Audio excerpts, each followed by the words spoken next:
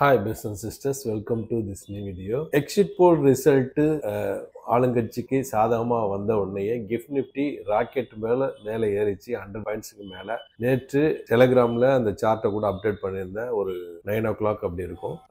டெலிகிராமில் ஜாயின் பண்ணாதவங்க லிங்க் பயன்படுத்தி ஜாயின் பண்ணிங்க. ஃபேக்டில் ஜாயின் பண்ணி ஏமாந்துட வேண்டாம். அதே மாதிரி இன்னைக்கு என்ன நடந்துங்கிறத தொடர்ந்து பார்ப்போம். அதே மாதிரி டெக்னிக்கலாக நிஃப்டி வந்து லைஃப் டைம் ஹையும் தாண்டி மேலே போகுமா இல்லை என்ன அப்படிங்கிறத நம்ம அனலைஸ் பண்ணுவோம். இன்னைக்கு இந்தியா விக்ஸ் வந்து நல்லாவே கிராஷ் ஆச்சு. அதாவது பயம் தெளிந்திருக்கிற மாதிரி தெரியுது. ஒரு சமயத்துல 12க்கும் கீழே வந்தது. கடைசியா 12.11 செட்டில் ஆயிருக்கு. ஒரு 3% கிராஷ் ஆயிருக்கு. இன்னைக்கு வந்து ஆட்டோ செக்டர் 1.5% அப்பா இருந்துச்சு. அதே மாதிரி மிட் கேப் வந்து நல்லாவே ஏறிச்சு. ஆல் டைம் ஹை பிரேக் பண்ணிச்சு. அது மாதிரி ஸ்மால் கேப் 1% அப்பு. நாளைக்கு சென்செக்ஸ் எக்ஸ்பைரி இருக்கு. வால்டைலுக்கு பஞ்சம் இல்லாம இருக்கும். அதே மாதிரி ஃபெட் ரேட் கட்டு அந்த எக்ஸ்பெக்ட் பண்ணதுனால இது ஐடி செக்டர் எல்லாமே இன்னைக்கு நல்லா ஏறிட்டே இருக்கு. அதுல டிசிஎஸ், டெக் மஹிந்திரா எல்லாமே ஏறி இருக்கு. சரி, கிஃப்ட் நிஃப்டி அபோவ் ட்ரேட் ஆனதுனால காலையில கேப் அப்படின்னு சொல்லி டெலிகிராம்ல அப்டேட் பண்ணியிருந்தேன். இது சார்ட்டுக்கு போயிடலாம். 5 மினிட்ஸ் மாத்திடுறேன். நேற்றைய close 25,694, open 25,834, 150 points gap up ஆச்சு. 9:35க்கு ஒரு லோ கிரியேட் பண்ணிச்சு. அதுதான் இன்றைய லோ கூட 25,781. அதுல இருந்து ஸ்டெப் பை ஸ்டெப்பா இந்த பாருங்க, ஸ்டெப் பை ஸ்டெப்பா அப்படி மூவ் ஆச்சு. ஒரு 11 மணிக்கு 25,883 ரீச் ஆயிடுச்சு. 100 பாயிண்ட்ஸ் அப் ஆச்சு. அதுல இருந்து 11 மணில இருந்து 3:30 மணி வரை இந்த இடம் வரைக்கும் மேலே கீழே அப்படி போயிட்டே இருந்தது. கிராஜுவலா மேல போய் இறங்கிருச்சு. கிட்டத்தட்ட ஒரு 1:40க்கு இன்னையோட ஹையை டச் பண்ணிச்சு. 25,934. இன்னைக்கு 26,000 தொற்றுமோன்னு ஒரு ஆர்வம் இருந்தது. இருந்தாலும் அதை தொடரல.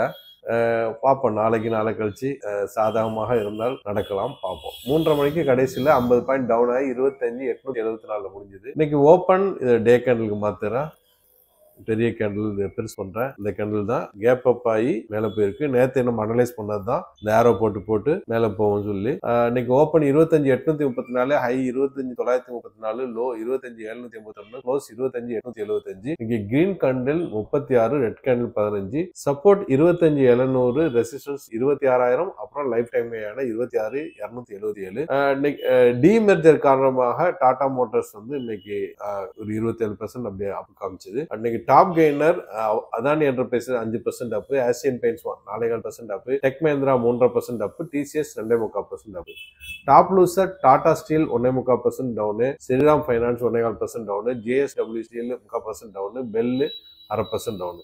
பேங்க் நிஃப்டியை பொறுத்தவரை பிரேக் அவுட் கொடுத்துட்டு, அதாவது சார்ட் மாத்திரை இப்போ பாருங்க, இதுதான் பிரேக் அவுட் கொடுத்துட்டு மேலே போயிடுச்சு. இன்னைக்கு கிட்டத்தட்ட டார்கெட்டே ரீச் ஆயிருச்சு. இதுக்கு இந்த இடத்துல ஸ்விங் ஹை கிட்டக்க ரீச் ஆகிட்டு தான் ஓப்பன் ஆயிடுச்சு கேப் அப். கிட்டத்தட்ட லைஃப் டைம் ஹையை பிரேக் பண்ணி போயிடுமோன்னு ஒரு ஐயம் இருந்தது காலையிலேயே. 58,577ங்கிறதுக்கு. ஆனா அது பண்ணாம 58,507, 50 பாயிண்ட்டுக்கு மேல உடைக்க முடியாம அப்படியே கீழே வந்துருச்சு. 58,507 to 58,171, 300 points movement. Green candle 7, red candle 5, support 58,000, resistance 58,577. கோல்டும் சில்வரும் இன்னைக்கு ஒரு இன்ட்ரெஸ்டிங்கா ட்ரேட் ஆயிட்டு இருக்கு. இந்த பாருங்க, இது வந்து கோல்டுடைய இது 4,150ங்கிறது வந்து ஒரு ஸ்ட்ராங்கான ரெசிஸ்டன்ஸ் ஏரியா. கிட்டத்தட்ட 3 நாள் அதை உடைக்க முடியாம, ஏற்கனவே இது 3 நாள் உடைக்க முடியாம இருந்தது. உடைக்க முடியாம அந்த இடத்துல ட்ரேட் ஆயிட்டு இருக்கு. லைஃப் டைம் 4,381, கீழே ஸ்விங் 3,886ல இருந்து மேல போயிருக்கு 140 பாயிண்ட்ஸ். இன்னைக்கு போர்ட் ரேட் 11,600, சில்வர் 173. இன்னும் இப்ப ட்ரேட் ஆயிட்டு இருக்குது 4,126. சில்வர் கோல்டை இன்னைக்கு ஃபாலோ பண்ணல. Silver rate 173. இந்த இடம் பாருங்க, இதெல்லாம் உடைச்சிட்டு மேல போயிடுச்சு. ஒரு ரெசிஸ்டன்ஸ் 51 இருந்தது, இப்ப 51.8 இருக்கு. புதிய லைஃப் டைம் கிரியேட் பண்ணும்போது ஒரு ஐயா இருக்கு. லைஃப் டைம் ஹை வந்து 54.485, 45.55 இருந்து புறப்பட்டது ராக்கெட்டு இப்ப இன்னும் தொடர்ந்து போயிட்டே இருக்குது. அடுத்தது யுஎஸ் ஆயில் வந்து 60.44 இருக்கு, 1% டவுன் ஆயிருக்கு. பிட்காயின் இப்போ 1,05,000 கிட்ட ட்ரேட் ஆகுது. கீழே 98,000 பிளஸ்ல இருந்தது. Life time high 1,26,000 plus. இப்போ கொஞ்சம் கன்சால்டேஷன் நடக்குது 1,00,000க்கு மேல. சரியா, குளோபல் மார்க்கெட்டை பொறுத்தவரை Dow Jones 0.5% up, S&P 500 0.5% up, Nasdaq 0.5% down. Europe market England FTSE 0.5% down, CSE Italy 1% up, DX Germany 1% up, Asian market Japan Nikkei 0.5% up, Singapore straits times 0.5% up, Hong Kong Hang Seng 3/4% up, Taiwan weightage 0.5% up, Korea KOSPI 1% up, SCT composite 1.5% down, Jakarta Indonesia 0.5% up, Shanghai China plot. எல்லாமே 0.5% up down தான், பெரிய movements இல்ல. அதே மாதிரி FI activity ஒரு இன்ட்ரெஸ்டிங்கா இருக்கு, அதுவும் பார்த்துருவோம். அதாவது நேத்து வந்து ஒரு 803 கோடிக்கு வித்தாங்க, அதுக்கு முன்னாடி 4000 கோடிக்கு வித்தாங்க, அதுக்கு முன்னாடி ஏர்டெல் காரணமாக 4550 கோடிக்கு வாங்கியிருந்தாங்க, அப்புறம் 3263 கோடி வித்திருந்தாங்க, 1000 1800 கிட்டத்தட்ட 6550 கோடி இது வரைக்கும் வாங்கியிருக்காங்க. அவங்க செல்லிங் சைடு தான் இருக்கிறாங்க, அதுல எந்த மரம் இல்லை. ஆனால் நமக்கு வந்து ஆறுதல் அளிக்க வேண்டியது அதை விட பல மடங்கு 3-4 மடங்கு டிஎஸ் வாங்கிட்டு இருக்காங்க. இது வரைக்கும் 24,671 கோடி வாங்கியிருக்காங்க. நேற்று கூட 2000 கோடி வாங்கிட்டாங்க, அதுக்கு முன்னாடி 5805 கோடி வாங்கிட்டாங்க. ஸோ நம்ம கவலைப்படாம மார்க்கெட் மேல போறது தவிர்க்க முடியாதா போயிட்டு இருக்கு. இது ஈவென்ட்ஸ் நாளைக்கு இன்ஃபிளேஷன் இந்தியாவுடைய அண்ட் ஜெர்மனிய டாட்டா வர வேண்டியிருக்கு. அப்புறம் யூஎஸ்ஏ 10 இயர் நோட் ஆக்ஷன் வர வேண்டியிருக்கு. ஆப்ஷன் செயின்ல 25,800ல 1 லட்சத்துக்கு மேல டாட்டா இருக்கு, மற்றதெல்லாம் கம்மியா தான் இருக்கு, 1 லட்சத்துக்கு கீழே தான் இருக்கு. PCR 1.307 இருக்கு. ஓவர் பாட் ஒரு 4 நாளைக்கு முன்னாடி தான் ஓவர் சோல்டு பார்த்தோம், 0.58. இப்போ ஓவர் பாட்ல இருக்கு. பார்ப்போம் என்ன நடக்குதுன்னு சொல்லி நம்ம கடைசி அனலைஸ் பண்ணும்போது நம்ம பார்ப்போம். சில நியூஸ் பார்த்துட்டு நம்ம டெக்னிக்கலா பார்த்துருவோம். ஏசியன் பெயிண்ட்ஸ் Q2 ரிசல்ட் காரணமாக net profit rise 43%, 2,994 crore, share up 5%. சில நியூஸ் வந்து நம்ம இங்கிலீஷ்ல அப்படியே தான் படிக்கணும், தமிழ்லயே நான் டிரான்ஸ்லேட் பண்றேன். ஏன்னு சொன்னா செய்திகளை வந்து அப்படியே சொல்றது தான் நல்லது, மாற்றி சொல்லிடக்கூடாதுங்கிற ஒரு பயம். அப்புறம் JSW steel may sell up to 50% ஸ்டேக்கு பூசான் பவருக்கு CNBC TV 8 வந்திருக்கு. 50% ஸ்டேக் அவங்க விற்கலாம்னு இது பண்றாங்க. அப்புறம் ட்ரம்ப் வந்து அவருடைய H1B விசா விஷயத்துல கொஞ்சம் அவர் தளர்ந்திருக்காரு. அதாவது you don't have to talent in US. Trump Hindustan டைம்ல வந்திருக்கு. அதே மாதிரி US has to bring in talent from around the world அப்படின்னு ட்ரம்ப் யூஸ் பண்ணிருக்காரு. அதே மாதிரி ட்ரம்ப் ஆஸ்க் இஸ்ரேலி பிரசிடென்ட் வந்து மன்னிப்பு கேட்க சொன்னதாக, இஸ்ரேல் நெதன்யாஹூ மன்னிப்பு கேட்க சொன்னதாக இஸ்ரேல் பிரசிடென்ட் ஆபீஸ்ல இருந்து வந்திருக்கு. அது வந்து அரப் நியூஸ்ல வந்திருக்கு. ரைட்டா. அப்புறம் புதின் வந்து இந்தியாவுக்கு ரஷ்யா இந்தியா ஃபோரம் 2025க்கு அட்டன் பண்றதுக்கான December 5க்கு வர்றாரு. ட்ரம்பும் நாம இந்தியா மீட் பண்ணுவோம்னு முன்னாடியே சொல்லியிருந்தாரு. அதை முந்திக்கிட்டு ட்ரம்ப் இது புத்தின் வர்றான்னு சொல்லி விமர்சிக்கிறாங்க நியூஸ் பேப்பர்ல. அதே மாதிரி மின்ட் மணிக்கொண்டர்ல இது வந்திருக்கு. அப்புறம் Trump hints major tariff cut India, இது ஃப்ரீ பிரஸ் ஜர்னல்ல வந்திருக்கு. அப்புறம் ரஷ்யா வந்து ரெடி ஃபார் பீஸ் டாக் அப்படின்னு சொல்லி W1 நியூஸ் 18 இதுல வந்திருக்கு. பேச்சுவார்த்தைக்கு நாங்க ரெடின்னு ரஷ்யா சொல்லுது உக்ரைன் கூட. அப்புறம் சைனாவுடைய டாலஸ்ட் பிரிட்ஜ் வந்து உடஞ்சிருக்கு ஒரு பகுதி.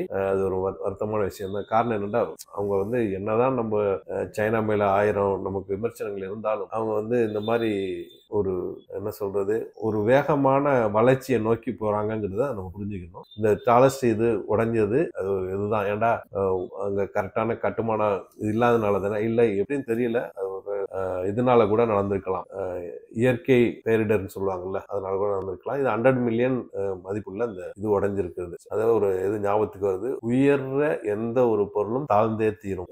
இதுக்கு அர்த்தம் சொல்ல வேண்டியதுல எல்லாருக்கும் தெரிஞ்சது. ரைட்டா. அப்புறம் ஈரான்ல கடுமையான தண்ணீர் பஞ்சமும் இது இருக்கிறதாக நியூஸ் 18ல வந்திருக்கு. அப்புறம் 1500 பில்டிங்ஸை உடைச்சிருக்கிறதாக போர் நிறுத்தத்துக்கு பிறகு இஸ்ரேல் பிபிசியில ஆர்டிகிள் வந்திருக்கு. அதே மாதிரி தண்ணீர் பிரச்சனையும், சுத்தமான தண்ணீர் இல்லை, இருக்கிறதுக்கு இடம் இல்லை அப்படின்னு சொல்லி காசால ரொம்ப கஷ்டப்படுறதாக பாலஸ்தீன் கொரோனாக்கள்ல வந்திருக்கு.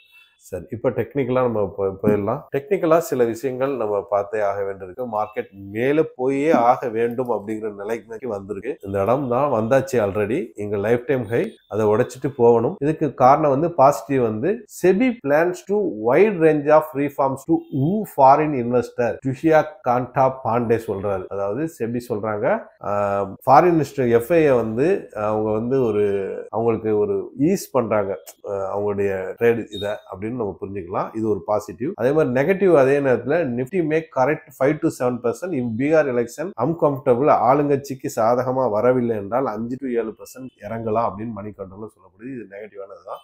அப்புறம் 2600 ரெசிஸ்டன்ஸ் தவிர வேற எந்த ரெசிஸ்டன்ஸுமே கிடையாது. இந்த இடம் தான், இந்த ஸ்விங் ஹையை விட்டா வேற ரெசிஸ்டன்ஸே இல்லை லைஃப் டைம் ஹையை நோக்கி போறதுக்கு.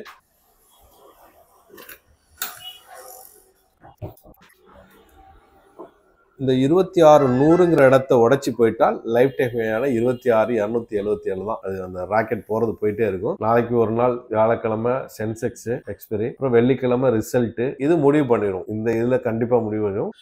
ஆல்ரெடி இப்போ அது 2 நாள் நல்லா 3 நாள் நல்லா போயிட்டு இருக்கு. நல்லதே நடக்குன்னு நம்புவோம்.